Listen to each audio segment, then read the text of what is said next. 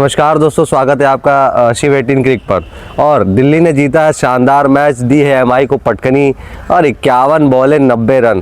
क्या लाजवाब पारी खेली है समीर रिजवी ने और एक तरफा मैच जिताया है दिल्ली को अगेंस्ट में मुंबई के। बहुत ही लाजवाब इनिंग थी, क्या डेयरिंग था, अकेले खड़े होकर के पूरा मैच निकाल करके डाल दिया है दिल्ली के पक्ष में।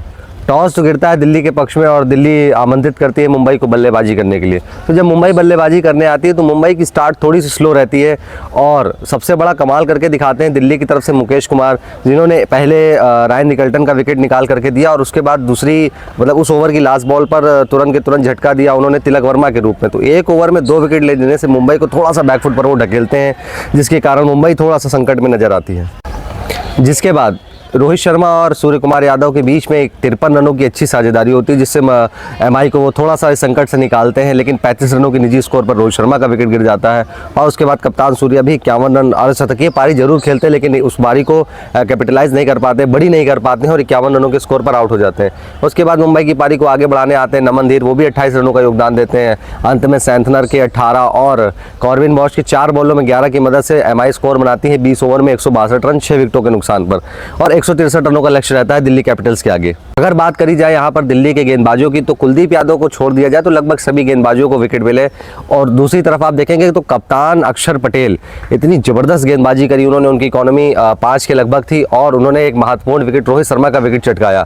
तो ये गेंदबाजी हमें देखने को मिली है दिल्ली की तरफ से। दिल्ली जब 163 रनों की रनचेज करने उतरती है तो उसकी भी शुरुआत कुछ एमआई की तरह ही होती है। पहले ओवर में ही केएल राहुल आउट हो जाते हैं और उसके बाद फिर नीतीश राणा रन आउट हो जाते हैं जसप्रीत बुमराह के ओवर में। वहां पर से दिल्ली का भी थोड़ा सा मुंबई जैसे ही हालात हो जाते हैं, लेकिन दूसरे एंड पर प्रथुम निशंका जो कि एक अच्छी इनिंग खेल करके जाते हैं, एक अच्छा योगदान देते हैं अपनी टीम को और एक स्टेबल पोजीशन प्रदान करते हैं। उसके बाद समीर रिजवी और प्रथुम निशंका मिलकर के 49 बॉलों में 66 रनों की साझेदारी करते हैं और दिल्ली को भी उस संकट से थोड़ा सा निकाल करके लाते हैं। जिसके बाद खुद प्रथुम निशंका 30 बॉलों में 44 रन बनाते हैं, एक शॉट खेलते हैं, उनका भी विकेट गिर जाता है। काफ़ी अच्छे रंग में नजर आ रहे थे कल प्रथुम निशंका। और उसके बाद समीर रिजवी के तो क्या कहने हैं, वो तो फिर ऐसा लगता है कि प्रथुम निशंका के विकेट के बाद सारी बागडोर अपने हाथ में ले लेते हैं और फिर एक तरफा मैच को चेस करा डालते हैं, जिसमें हल्का सा डेविड मिलर का एक फिनिश लगता है और दिल्ली इस मैच को 18.1 ओवर में इस टारगेट को चेस कर लेती है और उस समय पर बन जाती है टेबल टॉपर। अब बात करी जाए इस मैच में कुछ बने या कुछ हुए टर्निंग पॉइंट्स की, तो सबसे पहला टर्निंग पॉइंट था वो मुकेश कुमार के ओवर में 2 विकेट्स का आना। जो तीसरा ओवर था एमआई की पहली पारी का, उसमें ऐसा होता है कि पहले रायन निकल्टन का विकेट गिरता है, फिर तिलक वर्मा का विकेट गिरता है। तो 2 बल्लेबाजों का पावर प्ले में आउट हो जाना, ये थोड़ा सा एमआई को पीछे की तरफ ढकेलता है। आप अगर दूसरे टर्निंग पॉइंट की बात करेंगे या दूसरे आप मैचअप या कंपैरिजन की बात कर ले, तो दिल्ली और मुंबई दोनों की स्थिति लगभग 6-7 ओवरों में सामान्य थी, एक जैसी थी।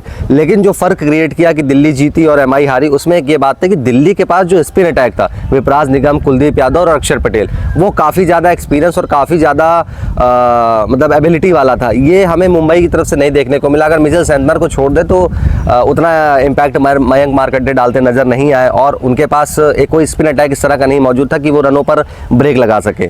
यही कारण बना है एमआई की हार और दिल्ली के जीत के बीच में। तीसरी सबसे बड़ी बात अगर करी जाए तो रिजवी का इम्पैक्ट, समीर रिजवी का इम्पैक्ट, क्योंकि भाई जिस तरह की इनिंग उन्होंने खेली बड़ी लाजवाब। पहले आराम से सेट हो रहे थे, करीबन 17 बॉलों में 11 रन उनके बना करके वो खेल रहे थे, लेकिन उसके बाद उन्होंने एकदम से पलड़ा, मतलब एकदम से अपना गियर बदला और 51 बॉलों में 90 रन बना दिए। तो वो लगातार 2 मैन ऑफ द मैच भी बना दिए। कल लग रहा था कि सेंचुरी आएगी, लेकिन थोड़ा सा चूक गए। आशा करते हैं कि आगे जरूर देखने को मिलेगा।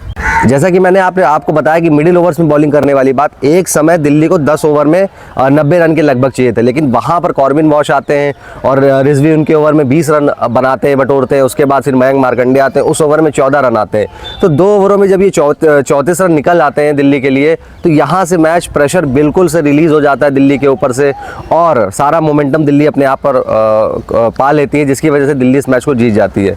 तो मिडिल ओवर्स में गेंदबाजी को लेकर के थोड़ा सा ध्यान देना पड़ेगा मुंबई को। खैर, दिल्ली इस वक्त बनी बैठी है टेबल टॉपर। शाम का मुकाबला जो कल हुआ था उस पर अभी हम लोग रिव्यू लेकर के आते हैं। जीटी वर्सेस आरआर, बड़ा ही लाजवाब मैच हुआ। उस मैच की चर्चा भी हम लोग सेकेंड वीडियो में, नेक्स्ट वीडियो में करते हैं।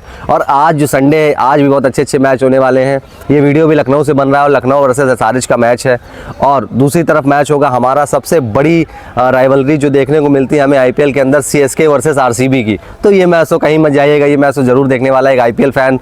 आमने सामने होंगे विराट कोहली। खैर MS धोनी तो मौजूद नहीं है टीम में, लेकिन उनके जो धुरंधर है CSK के सब युवा ब्रिगेड है उनकी, वो नज़र आएगी खेलते हुए। चलिए मिलते हैं आपको नेक्स्ट वीडियो में। धन्यवाद, नमस्कार, जय हिंद।